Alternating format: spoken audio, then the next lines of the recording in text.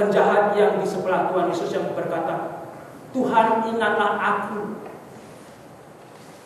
Dan Tuhan Yesus juga ampuni. Seringkali saya dan saudara tidak mendapatkan satu pertolongan dari manusia. Seringkali saya dan saudara justru dimaki-maki oleh manusia. Tetapi Allah melalui firman-Nya justru mengulurkan tangannya, datang kepada engkau yang letih, engkau yang lesu. Tuhan Yesus akan memberikan kelegaan kepadamu, saudara. Jikalau kita tidak mendapatkan pertolongan dari manusia, firman Tuhan menjanjikan agar saya dan saudara memberanikan diri, bukan karena kita berani, bukan karena kita baik, tetapi karena Allah yang menjanjikan itu setia. Karena Tuhan yang memberikan firman-Nya itu setia. Oleh karena itu kita akan berani datang kepadanya. Dia tidak akan menghukum kita yang mau datang kepadanya. Dia akan mengampuni kita yang mau datang untuk diampuni dosanya. Dia akan menolong kita yang mau ditolongnya. Dan kembali sebetulnya Tuhan sendiri yang bisa memberikan kekuatan untuk saya dan saudara hidup sampai saat ini. Mau tidak mau manusia memiliki pergumulannya, saudara.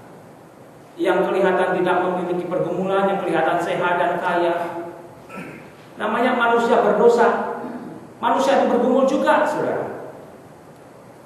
Bukan hanya kita ada yang seolah-olah kelihatan pergumulannya gede.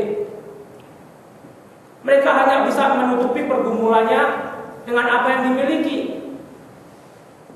Dengan make-upnya yang mahal, mungkin dengan bajunya yang mahal, dengan mobilnya yang mahal, mereka bisa menutupi itu semua, saudara.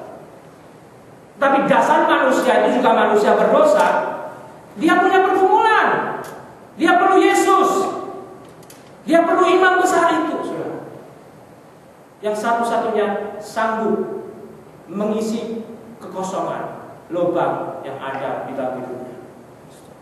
Demikian juga untuk saya dan untuk saudara. Hanya Yesus yang bisa mengisi lubang kekosongan hidup saya dan hidup saudara. Kalau bukan Yesus yang memberi saya kuat, mungkin saya sudah koma, saudara. Mungkin saya sudah kena stroke. Dan mungkin juga saudara. Jika saudara tidak punya Tuhan seperti Yesus, mungkin saudara sudah stroke juga. Kecuali kalau saudara merasa kuat sendiri. Yang saya tantang, sampai berapa lama saudara akan kuat hidup sendiri tanpa Tuhan Yesus? Kapan saudara? Saudara akan sanggup berdiri sendiri tanpa Tuhan Yesus. Dan waktunya untuk kita minta tolong itu kapan? Waktu saudara bergumul saat ini karena sakit, atau karena tidak punya pekerjaan, atau karena hal-hal yang lain, saudara? Kapan, saudara? Waktu untuk saya dan saudara datang dan minta tolong kepada Tuhan itu sebetulnya setiap detik. Setiap detik, saudara. Mungkin sebagian tidak memikirkan bahwa saya tidak perlu Tuhan. Setiap detik, hanya kalau saya sakit, hanya saya kalau tidak punya uang, tidak punya pekerjaan, baru datang kepada Tuhan. Itu sebagian orang pikir. Tetapi saya sudah membuktikan rencana saya gagal sebagai manusia. Jikalau saat ini saudara masih punya rencana yang seolah-olah bagi saudara sempurna, sebelum gagal, bawa rencana itu kepada Tuhan Yesus agar disempurnakan. Kalau perlu diganti, biarlah Tuhan Yesus berbicara kepada diri saudara untuk memberikan hikmat. Dan rencana itu diganti. Dan jika rencana itu memang cocok seperti rencana Tuhan, Tuhan akan teruskan. Akan teruskan. Jadi jika saudara pulang saat ini, saudara tidak punya pergumulan apa-apa, saudara tidak perlu Tuhan, saudara sebetulnya hidupnya begitu lemah.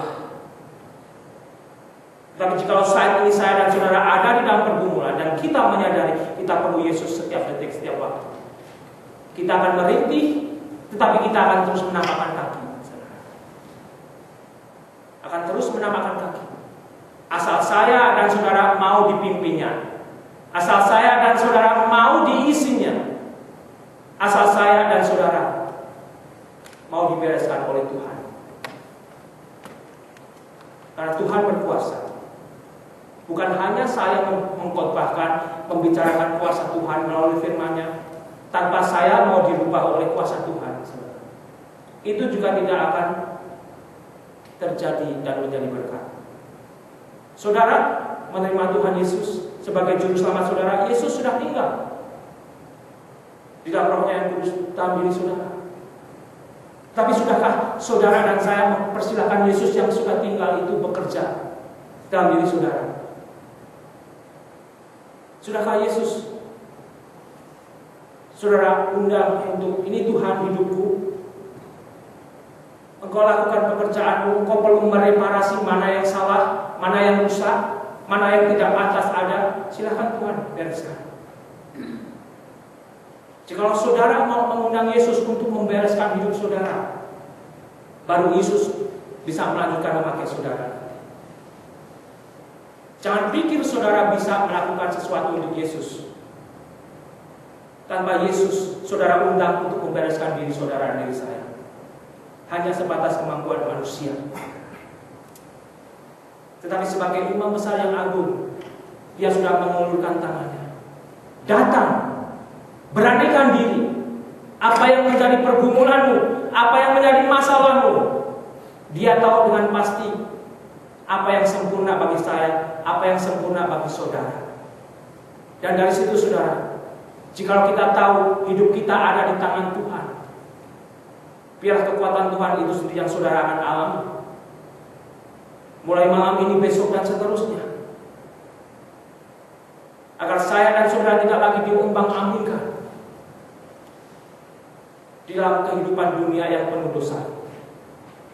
Tetapi dari situ saudara akan diberikan kuasa untuk menyaksikan kuasa Tuhan yang hidup, yang sanggup merubah saudara, yang akan dilihat oleh orang lain menjadi kesaksian. Kalau saudara menyaksikan Yesus tanpa saudara bisa dirubah oleh Yesus, susah untuk dipercaya saudara, susah untuk didengarkan saudara. Kalau saya mengkhotbahkan tentang Yesus, tetapi orang itu melihat Yesus saja tidak bisa merubah kamu, Yusika, kenapa aku mau mendengarkan kamu? Jikalau saya dan saudara mau terbuka malam ini untuk Yesus mulai, saudara persilakan bekerja. Rasakan sendiri apa Tuhan kerjakan di hari-hari depan, di tahun-tahun depan. Bukan janji manusia, tetapi saudara sendiri akan menyaksikan penyertaan Tuhan dan pekerjaan Tuhan di dalam diri saudara. Amin. Mari kita berdoa saudara.